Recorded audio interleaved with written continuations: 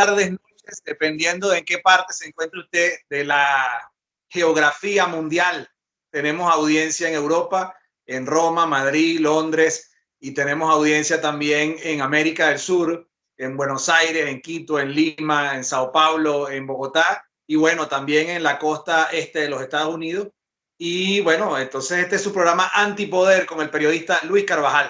Adelante, estimado Luis. Bueno, bendiciones a toda Venezuela, bendiciones a toda Latinoamérica, bendiciones también allá en Madrid a mi amigo, mi estilecto, estimado amigo Miguel Méndez. Bueno, vamos a iniciar. Hay muchas cosas que tocar el día de hoy. Hoy es 23 de enero, una fecha para nosotros memorable, porque hoy se celebra en toda Venezuela, donde no hay nada que celebrar de verdad. Hoy se conmemora, más que se celebra, lo que fue la caída de la dictadura de Marcos Pérez Jiménez, que para muchos fue una de las dictaduras más férreas contra, contra el pueblo venezolano, pero sobre todo contra el mundo político, contra la democracia que para ese momento protagonizaba Rómulo Betancourt y muchos venezolanos que pudieron dar el traste con este proyecto hegemónico que pareciera insólito. Fue un proyecto hegemónico en materia de apartheid político, más no en materia de hacer cosas, por ejemplo, en lo que es infraestructura. Todas las obras más importantes, viales en Venezuela, se le adjudican a la dictadura de Marcos Pérez Jiménez. Quería tocar ese tema porque en paralelo, hoy las hordas nuevamente chavistas salieron a las calles de Caracas a celebrar, ellos sí salieron a celebrar lo que fue la caída de la dictadura, pero digámosle así, es decir, es una celebración bizarra porque quienes salen hoy a combatir a quienes están propiciando la democracia y propiciando la salida de un régimen de oprobio, de un régimen de aniquilamiento, de un régimen de cercenamiento, no solamente de la libertad de expresión, de la libertad de empresa, de la libertad económica, sino de la libertad de la vida. Es decir, en Venezuela hoy, Miguel, yo quiero que tú sepas y que lo sepa toda nuestra audiencia, mueren mensualmente más de 1.500 venezolanos,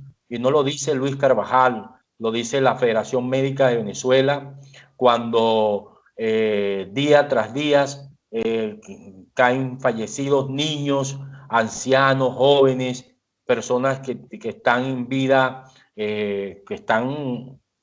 activa, como es el caso de esta diputada que murió recientemente del estado Mérida, que no tenía para pagar su tratamiento de quimioterapia, y eso le sucede a todos los venezolanos de a pie en toda la geografía nacional. En el caso del estado Sucre no existen lo que llaman bomba de cobalto, es decir, no existen los equipos para los tratamientos lineales de hacerse para establecer pues lo que sería las quimioterapias, es decir, establecer los tratamientos de quimio, los tratamientos clínicos, pero además para detectar los tumores. Y tampoco existe radioterapia, es decir, no existen desde hace más de 14 años. Es que no es que existe, no existe ahora. Desde hace más de 14 años el equipo de radioterapia que existía en el estado Sucre no existe ahora. De tal manera que la gente tiene que ir a otros lugares, pero es que no existe en el oriente venezolano. Y mucha gente, hoy vemos en la diáspora, muchos salen a Colombia a hacerse los tratamientos y aplicarse además los tratamientos de quimio y de radio, porque no existe en Venezuela. Y ahora está nuevamente el paludismo en las zonas endémicas, como es el caso de Guayana, del sur de Venezuela, en el caso del estado Bolívar y también en el estado Sucre, donde la gente tiene que tomar gotas de criolina, para poder utilizar más o menos un tratamiento, porque no existen los tratamientos, no se compran los tratamientos que es de uso público del Estado para aniquilar esta terrible mal como lo es el paludismo. Bueno, yo Luis, quería bueno, decirte esto. quería complementar un poco lo que dices, porque creo que ciertamente tú siempre que eres un hombre con una sensibilidad social a flor de piel, ¿no? Que tienes al pueblo y a la ciudadanía en general, porque no solamente el pueblo es la gente que está carente, la carestía, la gente que es más pobre, sino que también es pueblo la ciudadanía, los comerciantes, la clase media depauperada, ya casi desaparecida, extinta. Entonces, quería decirte que mientras los políticos viajan y reciben honores y loas en el exterior, no estoy hablando solo del presidente Guaidó, estoy hablando de todos los políticos desde hace 20 años para acá que se han dedicado a hacer giras. Y yo creo que sí, son importantes las giras porque las giras de alguna manera muestran a nuestra realidad, pero también el mundo ya está claro lo que nos pasa a los venezolanos. Y yo creo que la gira ha sido llover sobre mojado, porque el problema de Venezuela ahora con la penetración de las redes sociales ya no puede hacer un dictador como Somoza o un dictador como Pinochet enclaustrar a los medios de comunicación, y la única manera de grabar la realidad de lo que pasaba en Chile era traficar, entrar de manera subrepticia, grabar en Chile lo que ocurría, o grabarlo en Cuba, o grabarlo en Nicaragua de Somoza y sacarlo en unos cassettes, digamos, en unos discos de cine que eran de este tamaño, sino que ahora todo el país y todo el mundo conoce la realidad de lo que nos ocurre en Venezuela. Entonces yo creo que una gira para recibir honores, para bañarse en loas, para demostrar y demostrar que es presidenciable y también mostrarse presidenciable, yo creo que es bueno, pero no es suficiente. O sea, el problema que tenemos los venezolanos es dentro de Venezuela con Nicolás Maduro. Todo el mundo, toda la comunidad internacional, si a Maduro lo tumban mañana, exceptuando a China, Corea del Norte y Rusia, que pondrían una nota de protesta, pero que no irían a invadir Venezuela, lo que le harían es así un golpecito en la mano a los militares que desbanquen, que logren derrocar a Nicolás Maduro. Entonces yo creo que nuestra casta política o la élite política que nos gobierna debería estar más pendiente de ver cómo desbancan, cómo eyectan, cómo evacúan, cómo derrocan a Nicolás Maduro, más que ir para pasar por un túnel de militares que le rindan honores, cuando esos honores deberían de ser para el presidente constitucional de Venezuela electo en elecciones libres una vez derrocado Nicolás Maduro. Bueno, acerca del comentario que hiciste del general Marcos Pérez Jiménez, yo quería decirte que, bueno, efectivamente el general Marcos Pérez Jiménez fue el cadete con más alto puntaje graduado en la Academia Militar. Creo que lo han superado ahora uno de estos muchachos que está preso, pero se graduó con 19,6 o 7 en el promedio. Después hizo su especialización en la Academia Militar de Chorrillos, que era la más prestigiosa hasta ese momento. Hizo su curso de Estado Mayor y experto o sea, artillería. Pero bueno, pero el general Pérez Jiménez se caracterizó por una cosa: conspiró para derrocar el 18 de octubre de 1945 a su suegro, que era el ministro de la Defensa, Cardona Chalbot, que aparte de eso era también familiar de Carlos Delgado Chalbó, que era el compañero de él en el golpe. Carlos Delgado Chalbó no solo se le volteó a Medina, que lo protegió siempre, a López Contreras, sino que se le volteó a Gallegos, que lo había recogido en su seno, en su casa. Y Pérez Jiménez traicionó a su suegro, que era Cardona Chalbó, y después traicionó a los adecos el 18 de octubre de 1948, y después finalmente lo derroca a su propia Fuerza Armada. No fue Acción Democrática, ni COPEI, ni las bandas digamos, del Partido Comunista que le hicieron resistencia, sino fue la propia Fuerza Armada andina y también perejimenista la que, ante una huelga general que convocaron los estudiantes y la prensa y empezaron los desórdenes en Caracas, se negaron a reprimir y actuaron en función de lo que había hecho el 1 de enero Hugo Trejo. Bueno, para mi familia, Luis, con esto culmino el comentario de Pérez Jiménez. Fue muy duro porque mi abuelo fue preso varios años, torturado, estuvo en Guasina, y no era que andaba armado, ni atracaba bancos, ni ponía bomba, ni mucho menos, sino simplemente era un militante de Acción Democrática que tenía una opinión distinta. A mis tíos hubo que repartirlo. Mi abuela se desprendió de sus 6 hijos de 5. Se quedó mi papá trabajando muy pequeño, de 6, 7 años, que era el que estaba en la casa. Bueno, Luis, ahora te doy oportunidad de nuevo de que tú asumas la palabra. Como tú eres el decano de este programa, sabrás qué tema podemos intervenir. Bueno, más que el decano, este programa lo hacemos los dos y compartimos algunas opiniones. Pero fíjate, hoy Michael Pompeo, en algunas notas que aparecen en las redes, sobre todo en WhatsApp, dice que Maduro lidera algo que se parece más a un cuartel de drogas que un gobierno. Eso lo dice Pompeo. Hemos escuchado, esto lo estoy diciendo por lo siguiente. Pompeo ha venido insistiendo con un lenguaje, con una fraseología muy dura contra Maduro. Y ayer, precisamente, cuando llegó Trump a Davos, dio una declaración muy escueta a la prensa internacional apostada ya, que le preguntó sobre Venezuela y él dijo: próximamente los venezolanos van a ser felices. Cuenten con, como quien nos dice, cuente con eso. Es decir, le mandó un mensaje al pueblo venezolano mientras caminaba a un encuentro en Davos. Estas dos opiniones nosotros podemos hoy reflejarla o podemos emitir algún comentario, algún criterio que nos lleve a darle una lectura de lo que espera el pueblo venezolano. Porque mientras uno escucha a altos funcionarios del gobierno republicano y al propio protagonista de ese gobierno, como lo es Trump, mandándole un mensaje al pueblo venezolano, uno, por otro lado, escucha al propio presidente interino, Guaidó, diciendo que ciertamente en Venezuela se vive bajo una legión de delincuentes, que son unos criminales, que son unos terroristas. Es decir, eso es lo peor que existe. Pero también se negocia. Algún diplomático avesado diría, bueno, en la Segunda Guerra Mundial, mientras se estaban echando plomo, habían 3, 4 mesas de conversaciones. Ciertamente fue así, pero también había alguna gente que estaba buscando para que cesase un régimen de oprobio como lo pasó, como fue el holocausto nazi.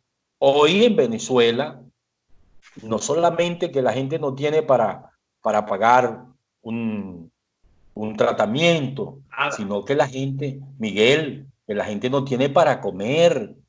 El día de ayer entraban a Perú más de 300 personas de una hora que tuvieron que salir porque se ha creado aquí en Perú una policía para perseguir a los venezolanos que están indocumentados o que tienen problemas, que no pueden entrar porque no tienen visa, porque, bueno, muchos vienen a delinquir, muchísimos más son los que vienen a trabajar, pero toda esta situación de malestar que vive la región es lo que hoy recoge, y yo quiero decirlo, es lo que hoy recoge el canciller colombiano, que dice que de no resolverse el problema de Venezuela con Colombia, vamos a tener un desastre en los próximos días en la región. Bueno, eso es verdad. Entonces, ¿qué va a esperar el mundo civilizado de todo lo que está sucediendo en Venezuela? Va a esperar que aquí haya una mayor tragedia, que haya más desaparecidos, que haya más aniquilamiento.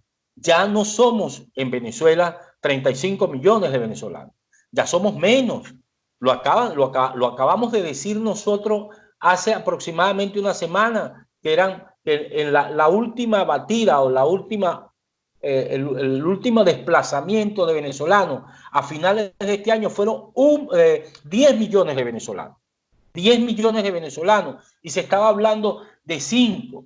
Hoy dice el embajador, perdón, el presidente, el secretario general de la OEA, Luis Almagro, que son 5. No, yo quiero decirle al señor Luis Almagro que no son 5, que son 5 registrados por la ACNUR, pero que son más de 5, son casi 10 millones de venezolanos que se han venido del país y allá en Venezuela quedan apenas 15 millones de venezolanos.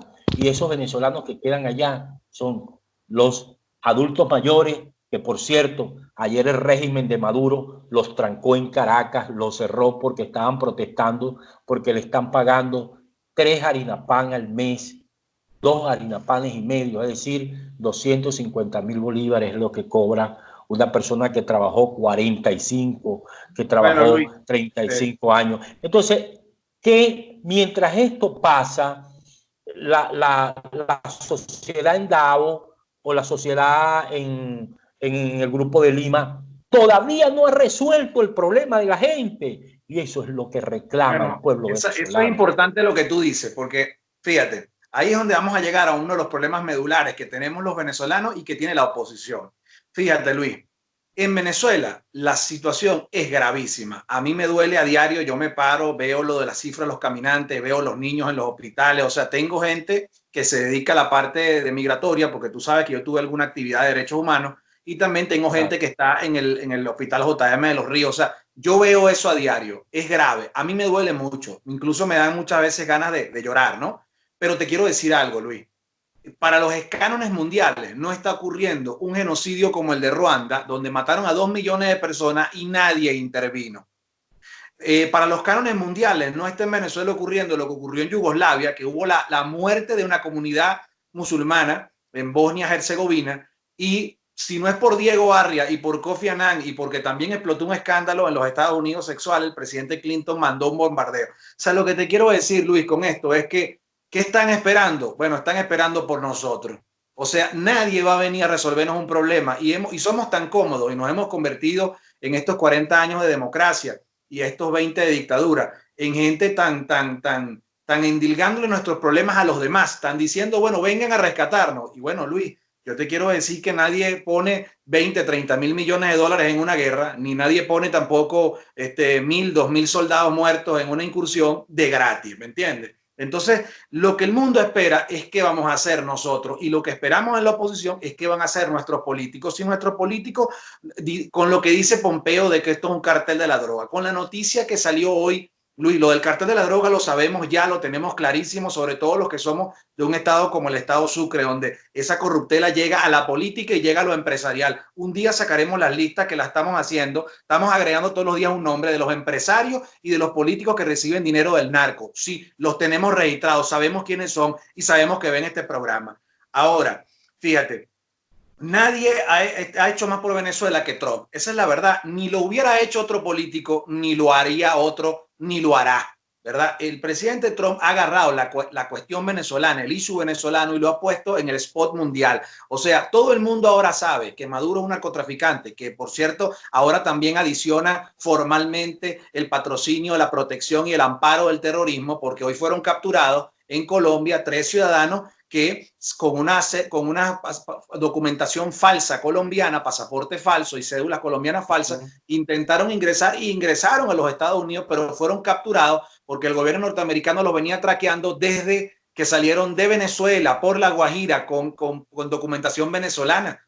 Entonces resulta que estos miembros de Al Qaeda de origen sirio, que esto es gravísimo, Luis, esto es muy grave para el mundo, ya queda patente, documentado, ya queda, digamos, como una amenaza real que Venezuela, todos estos años que amparó a miembros de Hezbollah, que les dio pasaporte, que los montó en vuelos de una línea aérea que se dirigía a Caracas, Damasco, esos vuelos iban vacíos, ahí se transportó dinero, material estratégico y terroristas, y se les dio alivio en Venezuela. Todo el mundo sabe que en la isla de Margarita es un refugio, es un remanso de terroristas, y entonces, bueno, ahora el presidente Trump tiene allí esa excusa, pero claro, nosotros no debemos de clamar por ayuda cuando el pueblo nicaragüense de la dictadura de Somoza no esperó que lo ayudara, cuando la resistencia que se hizo contra Pinochet no esperó que lo ayudaran, que le vinieran a resolver su problema. Entonces yo siento que la oposición nuestra está extraviada en figurines que van tomándose fotos, en modelos de revistas que van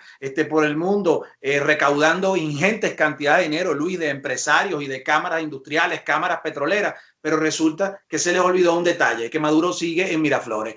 Guaidó le dice a Sánchez, ahora que está aquí en Madrid, que viene mañana, que no importa que Sánchez no lo reciba, por presiones no solo de Podemos, sino que la vicepresidenta Delcy se vino en un avión, Luis, y llegó al aeropuerto, y en propio aeropuerto, como ella no se puede bajar de ahí porque tiene sanciones, sin bajarse del avión vino a recibirle un altísimo mando del gobierno de España para que ella, no se sabe qué fue lo que hablaron allí, pero en efecto Sánchez, que iba a recibir de manera privada a Guaidó, no lo recibe ahora ni siquiera de manera privada, y entonces Guaidó le dice: cuando yo esté en Miraflores, yo sí lo recibo a usted. Bueno, del dicho al hecho hay un gran trecho, Luis. Entonces, bueno, yo lo que quería decir era que sí, Luis, es verdad que en la Segunda Guerra Mundial Lord Halifax y Chamberlain quisieron ir a negociar con Churchill en ese tema que lo tocaste, muy importante. Ellos querían ceder a ser como un gobierno de Vichy, como el gobierno del mariscal Pétain, que de ahí viene la palabra colaboracionista, que es cuando tú te entregas al enemigo y el enemigo te invade, pero tú te mantienes como fachada allí, como algo, pero que no es de verdad. El mariscal Pétain no era realmente el jefe de la Fuerza Armada, ni Vichy era el presidente de Francia, era un tipo, un general que nombró Hitler. Entonces tú puedes decir eso y tú puedes negociar, pero el gran mérito de Churchill, la figura histórica que se convierte en Churchill, es porque Churchill levanta a Inglaterra en contra de este enemigo. Una Inglaterra que no quería pelear, una Inglaterra que tenía dudas sobre el liderazgo de Churchill. O sea, lo que estamos esperando los venezolanos es un liderazgo de verdad que levante a Venezuela de sus simientes y que se la levante a este régimen oprobioso. Si en cualquier parte, Luis, estaban dadas las condiciones para alzarse, es en Venezuela, para insurreccionarse. Ahora, si a mí me llaman a unas elecciones, yo no voy a ir a votar. Si a mí me llaman a una negociación, yo no voy a avalar esa negociación, y antes me quedaba, digamos, callado por respeto a los compañeros. Ahora, lamentablemente, tendré que ir a denunciarlos porque creo que están cometiendo error tras error.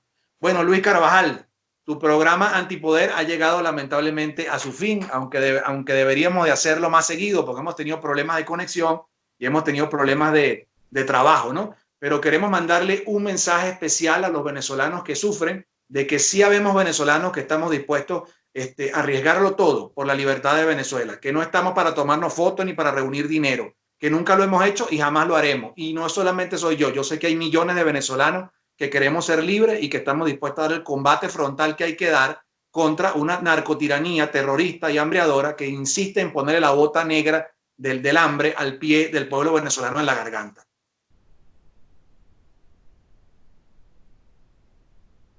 Bueno, tiene la palabra Luis Carvajal, usted. Bueno, vamos solamente a pedirle a Dios, a clamarle al Señor, amén, porque la palabra del Señor es muy importante, y sobre todo lo que nos dejó su testimonio cuando dice, bueno, hacer todas las cosas que están por hacer, porque las que yo hice las voy a ejecutar. Es decir, dejar todo para correr. También te dice que la acción, la palabra sin acción es muerte. De tal manera que hay que hacer las dos cosas, ¿no? Bueno, muchísimas gracias, Miguel. Muchísimas gracias a la audiencia. Este fue su programa Antipoder. Desde cada lugar donde nos encontremos, allá está. En Madrid, Miguel Méndez, y aquí en Lima, humildemente, Luis Carvajal. Será entonces hasta una próxima entrega. Que Dios lo bendiga. Antipoder, la verdad al desnudo.